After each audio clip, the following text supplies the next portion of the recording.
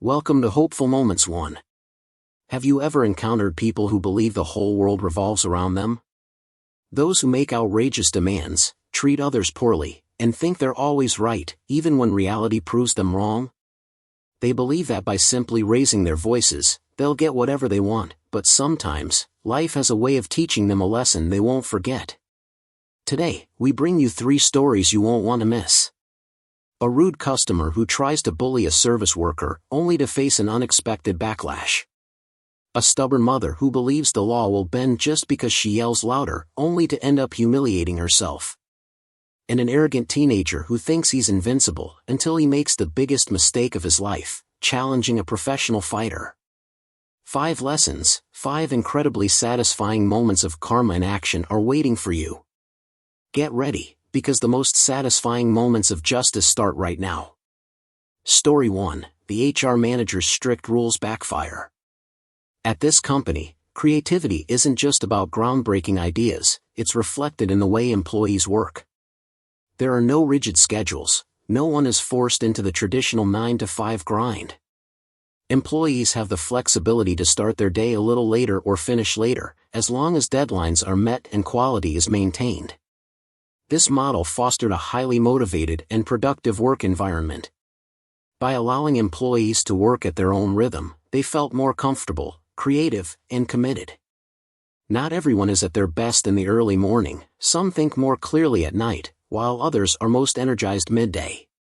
The result? Projects were always completed on time, quality remained high, and clients were satisfied. There was no unnecessary stress, no employees burning out at their desks. Instead, they felt trusted, empowered, and inspired, which drove a culture of continuous innovation and efficiency. Everything was running smoothly until Lisa, a newly appointed HR manager, joined the company. Coming from a strict corporate background, she was accustomed to rigid work schedules. When she noticed that many employees arrived late in the morning, she saw it as a sign of laziness and lack of discipline. After a tense meeting with senior management, Lisa enforced a new policy: all employees must be at their desks by 9 a.m. sharp, no exceptions, regardless of previous habits. At first, employees complained but didn't openly resist. Instead, they came up with a silent retaliation strategy. They followed the rule exactly but refused to work overtime. If 9 a.m. was mandatory, then 5 p.m. was the mandatory clock-out time. Previously, many employees willingly stayed late to complete projects, sometimes working until 8 or 9 p.m. But now, at precisely 5 p.m., the entire office shut down their computers and left, no matter how much work remained. The consequences were immediate. Project deadlines slipped as unfinished work piled up. Clients became frustrated because no one responded to emails after 5 p.m. Productivity took a major hit because employees lost motivation. Senior executives quickly noticed the damage, but Lisa insisted the employees were just being lazy. However, hard data proved otherwise. The company was losing clients, and deadlines were consistently being missed. Within 3 months, upper management made a bold decision: they abolished the strict work-hour policy. Employees were once again free to manage their schedules. And Lisa? Unable to accept her failure to enforce discipline, she ultimately resigned. As soon as she left, everything returned to normal. Employees resumed their flexible work habits, projects were back on track, clients returned, and the company thrived once more. This story teaches us a crucial lesson: rigid discipline doesn't always equal efficiency. Sometimes, trusting employees and allowing flexibility is the key to success. Story 2, forced to work during a hurricane. Bayview Diner, a well-known branch of a large restaurant chain, was located in the heart of a beautiful yet disaster-prone coastal town. The locals were used to seasonal storms, but this time, the situation was different. Just a week ago, the Weather Service issued an emergency warning: a Category 4 hurricane, with winds reaching 155 miles per hour, 250 kilometers per hour, was headed straight for the area. If it made direct landfall, it could destroy buildings, cause long-term power outages, and flood the entire coastline. Signs of the approaching storm became increasingly clear. Fierce winds howled through the town, shaking the restaurant's sign violently. The rain poured down harder, forming large puddles on the streets that reflected the dim glow of the streetlights.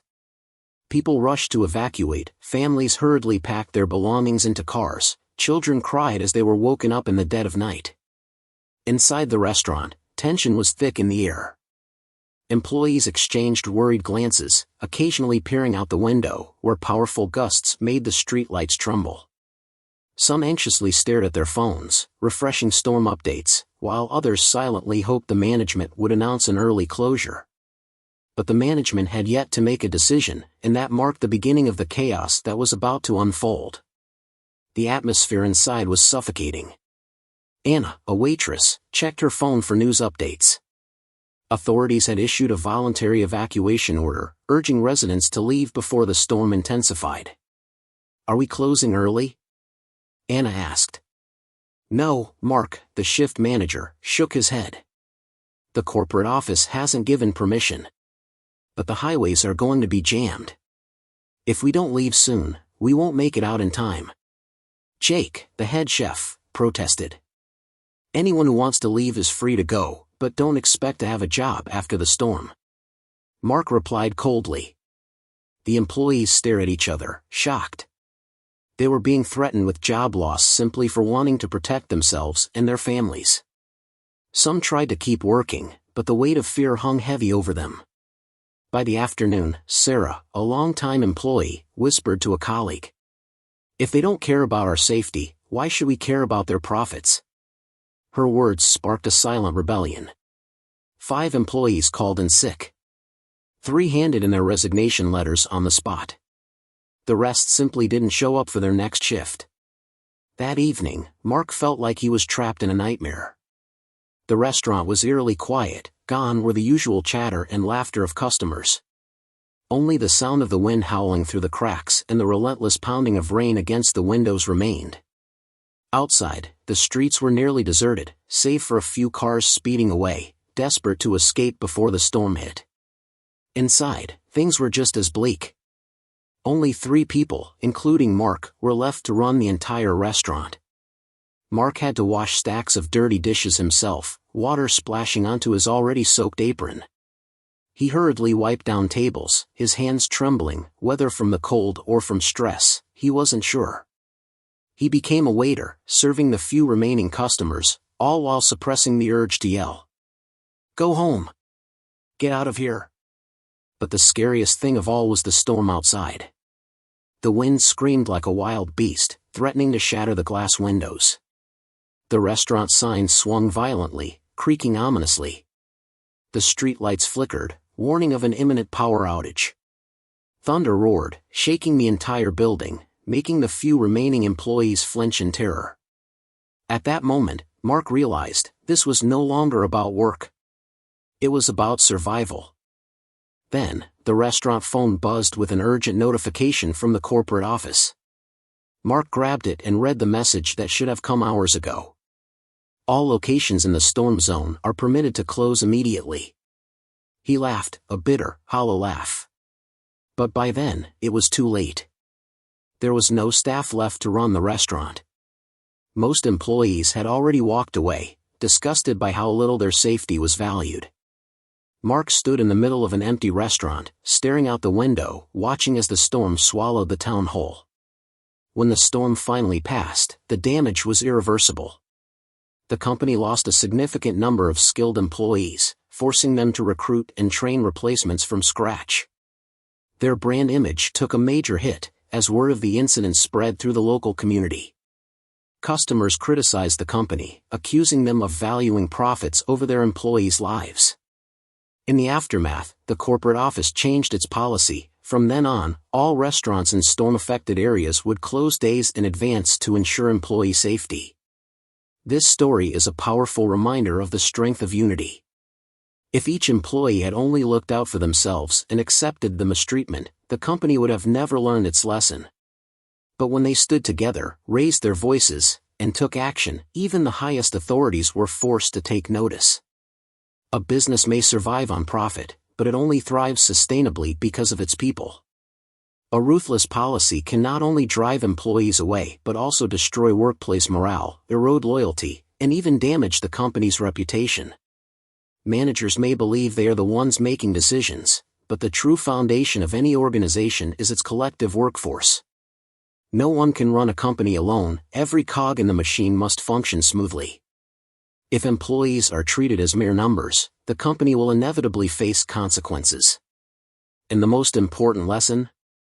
Power doesn't belong solely to those at the top, it also lies with those who dare to stand up and protect their rightful interests. Story 3, The Chef's Revenge Through a Recipe Book. Thunder Grill, a go-to spot for food lovers and sports fans alike. Known for its bold, spicy chicken wings and char-grilled burgers dripping with melted cheese, the restaurant was always packed, especially on game nights. But behind its success was a secret, one recipe book and the man who created it, head chef Lucas. Lucas wasn't just a skilled chef, he was a culinary innovator. With over a decade of experience, he wasn't satisfied with the standard recipes provided by the restaurant chain. Instead, he experimented, refined, and perfected every dish, adjusting spices, techniques, and cooking times to craft a flavor unique to Thunder Grill. But Lucas didn't just cook, he meticulously documented everything in a personal recipe book. It contained not only precise ingredient ratios but also subtle cooking techniques only an expert would understand, the perfect marination time for chicken wings, the ideal temperature for a crispy yet tender burger bun, and the secret blend of ingredients that made his sauces unforgettable. No one could match Lucas's cooking, but his recipe book served as a guide, ensuring the kitchen maintained the highest standards. It was the key to delivering the signature taste that had made Thunder Grill famous. But what would happen if that book disappeared? And what if Lucas was no longer there to guide the team? This story reveals how one misguided decision can send an entire restaurant into crisis. Thunder Grill was thriving. Sales were steady, and profits had even risen in recent months. Yet, despite this success, upper management began looking for ways to cut costs and maximize revenue. They scrutinized every expense, ingredients, equipment, rent, and finally, payroll. One name stood out, Lucas, the highest-paid member of the kitchen staff. To management, Lucas wasn't an asset, he was an expense. They didn't see the value he brought, nor did they realize that his recipes were the backbone of the restaurant's success. All they cared about was the bottom line. During a meeting, an executive bluntly asked, "Why are we paying so much for a chef? How many other chefs out there would work for less?" A decision was made, Lucas had to go. They assumed that as long as they had his recipes, anyone could take his place. But they were about to make a serious mistake. The immediate fallout. Lucas wasn't surprised, but he knew they had underestimated him. Before leaving, he took his recipe book with him. It was, after all, his intellectual property.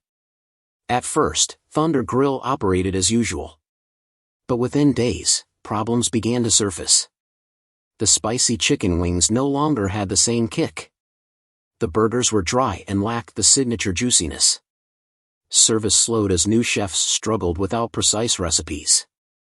Loyal customers started complaining and leaving negative reviews online. "I've been eating here for 3 years, but the wings are bland now. The food just doesn't taste the same, so disappointing. This place has gone downhill. Won't be coming back."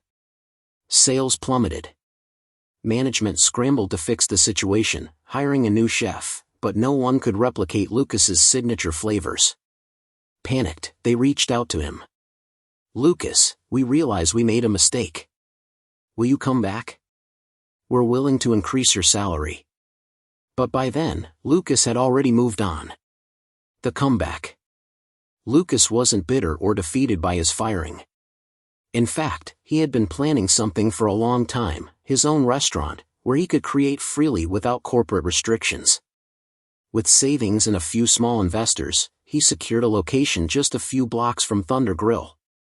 He named it Lucas Flamehouse, a name that embodied his passion and personal touch. Not only did he bring back his original recipes, but he also introduced new dishes, elevating the dining experience even further. Lucas wasn't just a great chef, he was a true leader. As word spread about his new restaurant, not only did customers flock to Flame House, but several of Thunder Grill's employees also quit to join him. They wanted to work for someone who truly valued their skills. At first, Thunder Grill's management assumed customers would remain loyal to the brand, regardless of who was in the kitchen. But they were wrong. The signs of collapse. Thunder Grill's downfall happened fast. The food quality plummeted. The recipes Lucas left behind weren't enough to maintain consistency. No chef could recreate his juicy burgers or perfectly spiced wings. Negative reviews flooded in. Customers voiced their disappointment on social media, with many comparing the food unfavorably to what Lucas was now serving at Flame House. Staff morale tanked. As more employees left to work for Lucas, those who remained felt unmotivated. New hires lacked experience, service slowed, and the restaurant's energy faded. In the end, Thunder Grill's management learned a costly lesson: chefs aren't just replaceable labor. Talent, passion, and expertise make all the difference. And Lucas? He thrived. His restaurant became a massive success, proving that true value doesn't come from a corporate logo, it comes from the people behind it. Within just 6 months, Thunder Grill's revenue plummeted. Meanwhile, Lucas Flame House thrived, becoming one of the hottest dining spots in the city. In the end, Thunder Grill couldn't recover. With catastrophic losses and a ruined reputation, the restaurant was forced to shut down. Lucas didn't seek revenge by playing dirty or deliberately destroying Thunder Grill. He simply did what he did best, cooking with passion. And that was what led him to victory.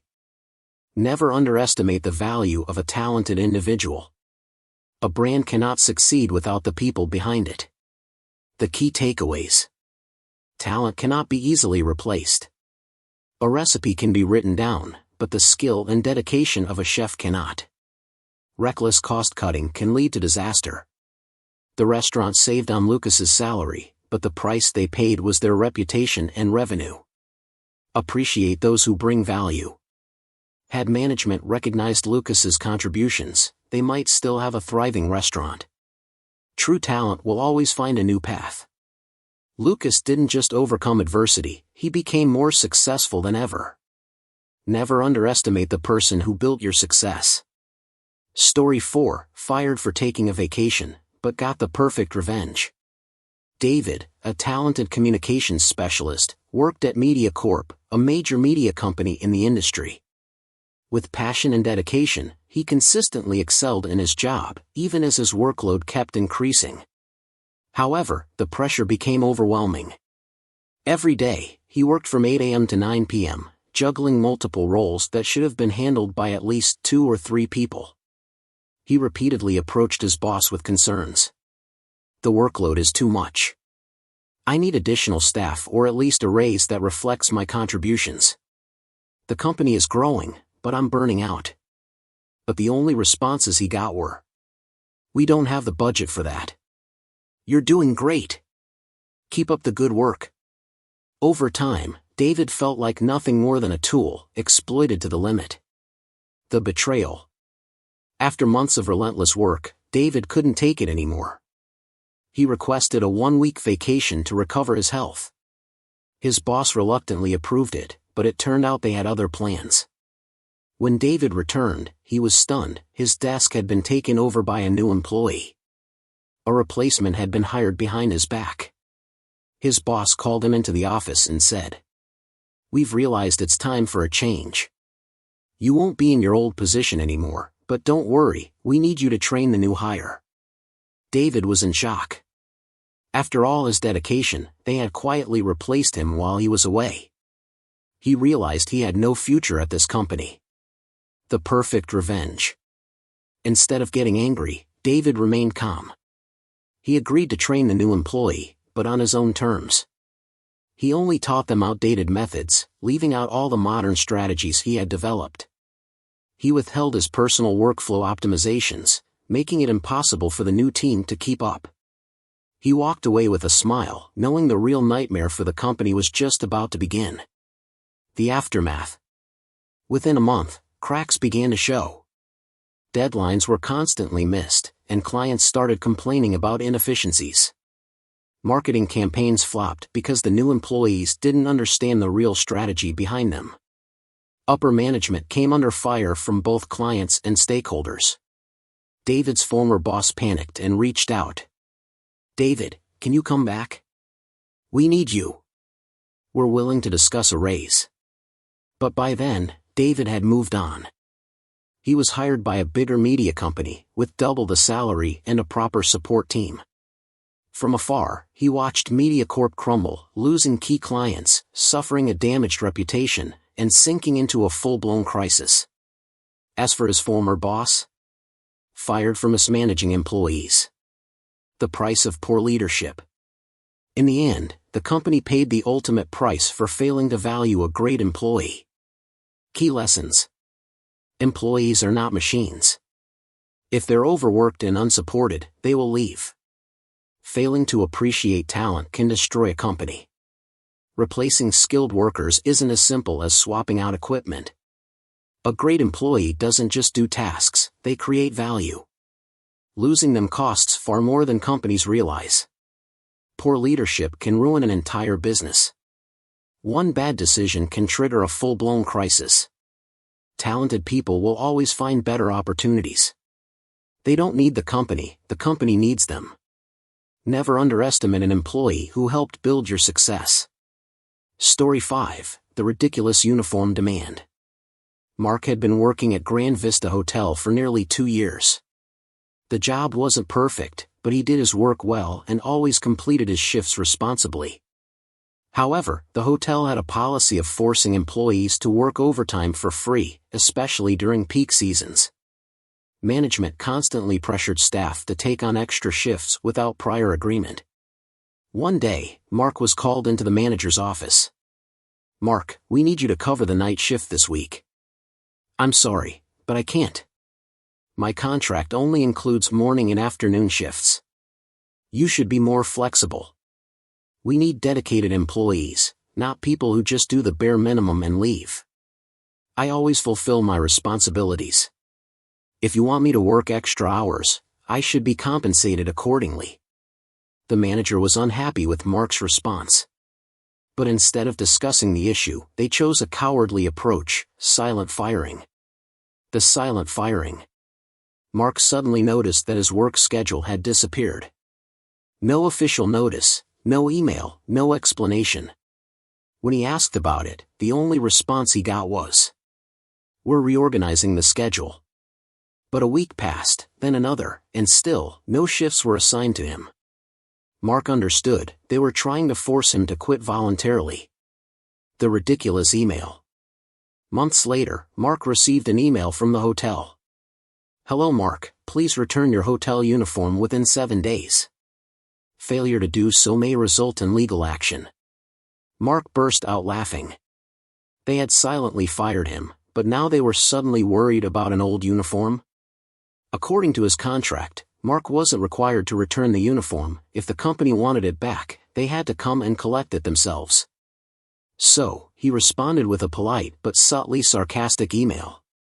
"Thank you for reaching out. As per my contract, I will hold on to the uniform until the hotel arranges for its collection. Please let me know when you'd like to pick it up." 1 week has passed. No one came. 2 weeks. Still no response. A month. They had completely forgotten about it. The perfect revenge. Mark kept the uniform, and instead of throwing it away, he came up with a brilliant idea. That year, for Halloween, Mark dressed up as a Grand Vista Hotel employee. He wore the old uniform, carried a fake drink tray, and went to a party with his friends. He even made a fake name tag that read, "Silently Fired." When people asked what he was dressed as, he said, "I'm a hotel employee who got forced out but still got asked to return the uniform." His friends laughed hysterically at the story. Some even took pictures and posted them online with captions like, "Company demands uniform back but won't pick it up. Now it's a Halloween costume." The fallout. The post went viral on social media. Many people who had worked in the hospitality industry shared their own similar experiences. A few weeks later, Grand Vista Hotel started facing problems. Mark's viral post exposed their poor management. Negative reviews flooded the internet, with former employees sharing their bad experiences. A local news outlet even published an article about companies mistreating employees. Grand Vista was on the list. Panic spread through hotel management. They sent another email to Mark. "We noticed that you have posted content about the hotel on social media. We kindly ask you to remove it." Mark just laughed. They cared more about their public image than how they treated employees. He didn't respond. They had to deal with the consequences of their actions. Key lessons. Silent firing is a terrible management strategy. If you want to terminate an employee, do it professionally and transparently. If a company mistreats its employees, it will eventually backfire, often in unexpected ways. Absurd management decisions can turn into a joke. They demanded the uniform but didn't bother to collect it. They made themselves look foolish. Social media is more powerful than you think. A small story can spread and damage a company's reputation.